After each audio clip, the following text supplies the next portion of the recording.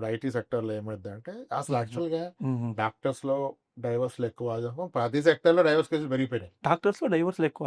Highest ఉంటాయి doctors ఫర్టర్నిటీలో అని అనుకున్నా, కానీ ఇప్పుడు ఐటీలో కూడా అలాగే జరుగుతుంది. ఇప్పుడు జనరల్ గా ఇది ఒకటి సరే, అంటే ఇది కొంచెం different topic, but will add that point.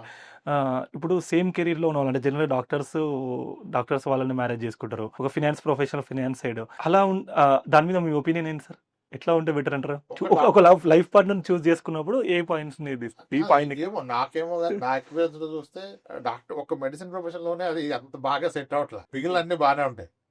ఇద్దరు సీఎల్ హ్యాపీ ఓకే పంచుకుంటారు అటు ఇటు. డాక్టర్స్కి ఏమైతే నాకు తెలియదు.